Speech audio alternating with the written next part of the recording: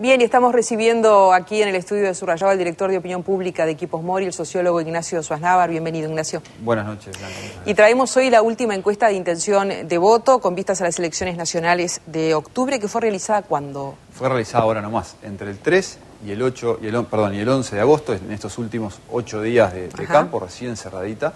Y efectivamente es la segunda medición. Estuvimos hace pocas semanas acá diciendo, esta es la encuesta de julio, es la primera foto después de la interna, ahora estamos mostrando la segunda.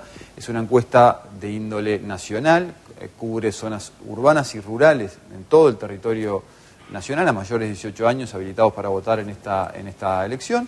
La ficha técnica completa está, como siempre, en www.equipos.com.uy. Bien, vamos a los resultados. Vamos a los resultados. Los resultados ante la pregunta de a quién votaría si la elección fuera hoy, los uruguayos, como vemos en la placa, en agosto responden lo siguiente. Un 39% se inclina, manifiesta que votaría al Frente Amplio, candidatura del doctor Tabaré Vázquez. Un 30% se inclinaría por el Partido Nacional, candidatura de Lacalle Pou. Un 13% se inclinaría por el Partido Colorado, candidatura de Pedro Bordaberry. Un 2% Partido Independiente, candidatura de Pablo Mieres. Un 1% de otros partidos, básicamente Unidad Popular y el PERI. Un 2% de votantes que hoy dicen que votarían en blanco y anulado, y hay un 13% de indecisos. Esta es la distribución de la intención de voto hoy, que es algo diferente. Ha habido algunos cambios respecto a la intención de voto de julio. En la siguiente placa vamos a comparar estas dos mediciones, y entonces vemos que en julio, como estuvimos compartiendo aquí hace poquitas semanas, el Frente Amplio marcaba 42%, ahora marca 39%, hay una caída de 3 puntos. El Partido Nacional marcaba 27%, ahora marca 30%, por lo cual hay un aumento de 3 puntos. El Partido Colorado permanece en 13%, el Partido Independiente crece un punto, de 1 a 2%, y los indecisos caen un puntito de 14 a 13%. Ahora, en primer lugar, hay que ser muy claros en que estas variaciones, esta caída de 3 puntos del Frente Amplio, este crecimiento de 3 puntos del Partido Nacional, son variaciones que están dentro del margen de error de la medición. Estas mediciones, como siempre comentamos, y en la ficha técnica está especificado con más claridad, tienen un margen de error más o menos 3,7 aproximadamente, y entonces estas variaciones no son estadísticamente significativas. Claro. Ahora, cuando nosotros miramos la evolución de las cosas, no con relación a julio, sino con relación a un periodo de tiempo un poco más extenso, como vamos a ver en la diapositiva siguiente, nos encontramos con algunas particularidades. En primer lugar, es la primera vez en lo que va de la campaña en que el Frente Amplio está por debajo del 40%. Acá estamos hablando de febrero del 2013, principios del año pasado estaba en 42%, nunca había estado en el 40% ni por debajo, había llegado incluso en algún momento al 45%, y ahora es la primera vez que tenemos una medición de 39.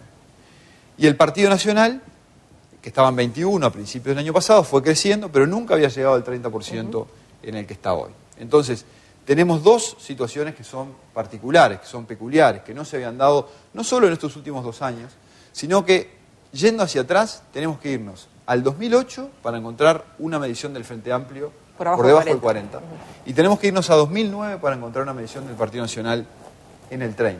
Entonces estamos viviendo una situación particular, una situación especial, una situación que por lo menos en estos registros es una sola encuesta, pero nunca se había dado con estos guarismos hace ya bastante tiempo. Entonces, resumen de esto, volvemos a la placa inicial, es decir, avanzamos una placa más.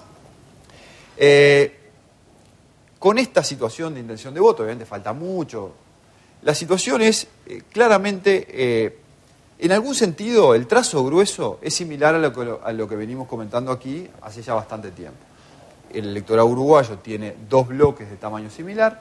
En esta medición, el bloque Frente Amplista de izquierda tiene una intención de voto de 39%, la suma del Partido Nacional y Partido Colorado 43%, quiere decir hay 4 puntos de ventaja para este bloque.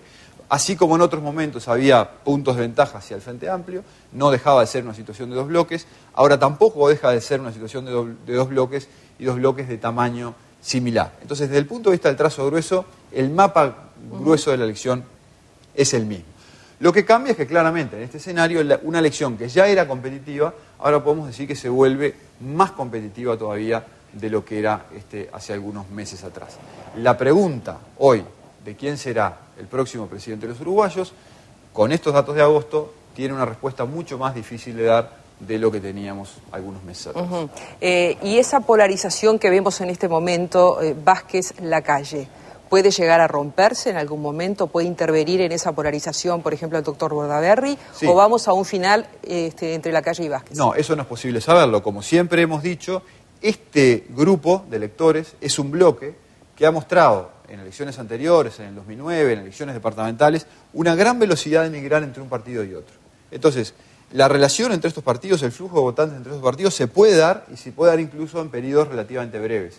Depende esencialmente de los desempeños de campaña de cada uno de los candidatos. Es muy difícil que si alguno de estos candidatos desencanta a sus electores, salten directamente hacia el Frente Amplio. Es muy difícil, porque son electores que ideológicamente se ubican al centro derecha y la derecha. Si alguno de estos candidatos desilusiona, desencanta a sus votantes, van a ir hacia el candidato del otro partido, manteniéndose el tamaño del bloque de manera relativamente similar.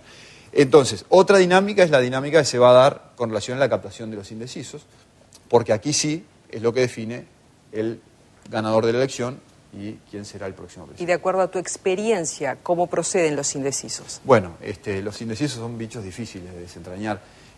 Tenemos algunos elementos. Sabemos, por ejemplo, que del 13% de indecisos hay 2 que están dudando básicamente entre el Partido Colorado y el Partido Nacional. No vendrían para este lado. Hay otros 2 que están dudando entre el Partido Nacional y el Frente Amplio. Están dudando entre estos 2 partidos. Hay un 1 adicional que está dudando entre el Partido Colorado y el Frente Amplio. Y el resto está dudando entre todos los partidos, salvo algunos, que hay un par de ellos que en realidad están dudando si van a votar o no. O sea, esos podrían llegar a incrementar en todo caso el voto blanco. Entonces, de cada pueblo un paisano, y es difícil por el momento elaborar más pronósticos. Bien, vamos a volver más adelante con los niveles de popularidad de los diferentes candidatos y cómo han evolucionado. Pero, Ignacio, no quiero que te me vayas sin hacerte esta pregunta. De acuerdo a ese mapa que tú planteaste y a comportamientos eventuales, ¿tú ves allí una decisión que se puede dar en octubre o ves un balotaje? Bueno, si la elección... Las encuestas miden comportamientos pasados. Sí. No son buenas herramientas, siempre, a veces sí, a veces no son buenas herramientas siempre para proyectar el futuro. Entonces, en este estado de opinión, si la elección hubiera sido el domingo pasado, nadie hubiera ganado en primera vuelta. Eso está bastante claro. Sería casi un milagro que el Frente Amplio con 39%, con 13% de indecisos por repartir, llegara al 50% de los votos. El escenario de la mayoría parlamentaria sería un escenario complicado. No es imposible, matemáticamente no es imposible, sería un escenario complicado y en todo caso, según la medición de agosto, el escenario de mayoría parlamentaria para el Frente Amplio es más complicado en agosto de lo que parecía en julio.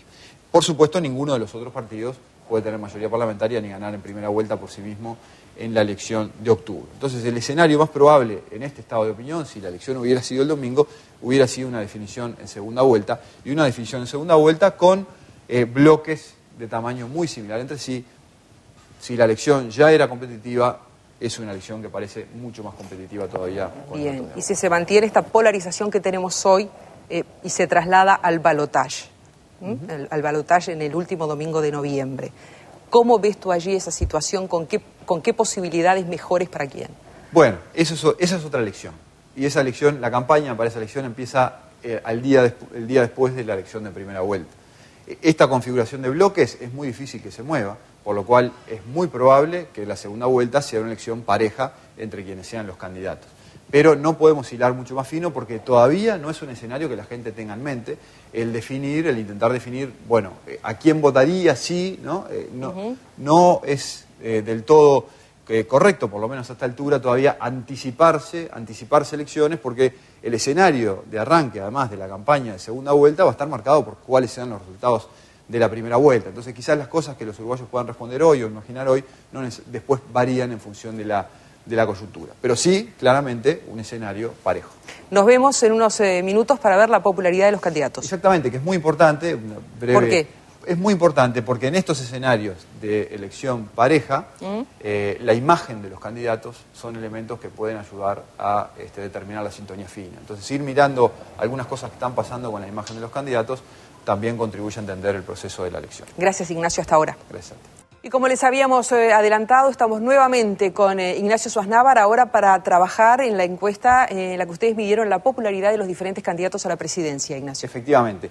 Como decíamos hace un ratito, en una elección competitiva o en cualquier elección, las imágenes de los candidatos son importantes para afianzar el voto de los que están definidos y para conquistar los de los otros. Entonces, hay algunas cosas que se han ido moviendo a lo largo de 2014 en las imágenes de los candidatos.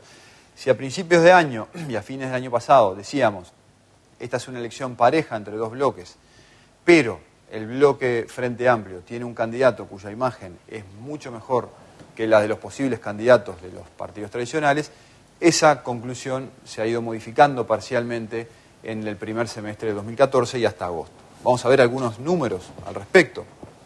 En este punto, la encuesta de agosto de 2014, terminada recién, que está colgada en la página web de equipos.com.uy, el 53% de los uruguayos manifiesta simpatías, opinión positiva sobre Tabaré Vázquez. El 53% de todos los uruguayos, un poquito más de la mitad. El 46% tiene opinión positiva sobre Lacalle Pou, un poquito menos de la mitad. 37% tiene opinión positiva sobre Pedro Bordaberry, 18% tiene opinión positiva sobre Pablo Mieres, los 4 principales candidatos presidenciales. Pero ¿qué pasaba en febrero de este año, cuando arrancaba la campaña hace algunos meses? Vázquez recibió una opinión positiva del 60% y ahora está en 53%, pierde 7 puntos. Lacalle Pou recibió una opinión positiva del 31% y ahora está en 46%, gana 15 puntos. Bordaberry recibió una opinión del 34% y ahora está en 37%, gana 3 puntos. Y Mieres pasa de 17 a 18 puntos, gana 1 punto porcentual. Entonces, hay algunos cambios. Estos cambios son todavía más importantes si uno los mira en el mediano plazo, como vamos a ver en el siguiente gráfico. La tendencia de caída de Vázquez es bastante clara, el crecimiento de Lacalle Pou, si uno lo mira desde 2012, es importante. También hay un crecimiento, un fortalecimiento de Bordaberry, que estaba en 29 hace un par de años, ahora está en 37, y una estabilidad con cierto nivel de crecimiento en los últimos meses de Mieres. Entonces, ¿qué puede estar pasando acá? ¿Qué cosas pueden estar explicando la caída de unos y el crecimiento de otros? Bueno, es difícil saberlo, es difícil responder estas cosas. Pero bueno, en el caso de Vázquez, quizás su desempeño en campaña o el desempeño en campaña del conjunto del partido pueda tener algo que ver con esta caída. Pero adicionalmente, en el caso de Vázquez, hay un cambio de escenario que es bastante notorio. O sea, Vázquez pasa de ser el presidente de todos los uruguayos, el presidente exitoso de todos los uruguayos, que se retiró con 75% de aprobación, quiere decir que lo aprobaban los frente amplistas, pero también lo aprobaban los blancos y colorados, y pasó a ser en este periodo el candidato de un partido, por lo cual automáticamente pasa a ser el rival de los otros. Y de hecho, si uno analiza la caída en popularidad de Vázquez, se encuentra que la caída en popularidad de Vázquez se da solo entre los votantes blancos y colorados, no entre los frente amplistas. Entre los frente amplistas mantiene niveles muy importantes de aprecio. Entonces, esto sugiere que por lo menos una parte importante de la caída de Vázquez tiene que ver con el cambio de contexto y no necesariamente con otros factores. Pero es una caída. ¿Por qué crecen Lacalle Pou y en menor medida Bordaberry? Bueno, las campañas influyen. Probablemente su desempeño en campaña está siendo bien visto por algunos sectores de población y eso les trae beneficios adicionales.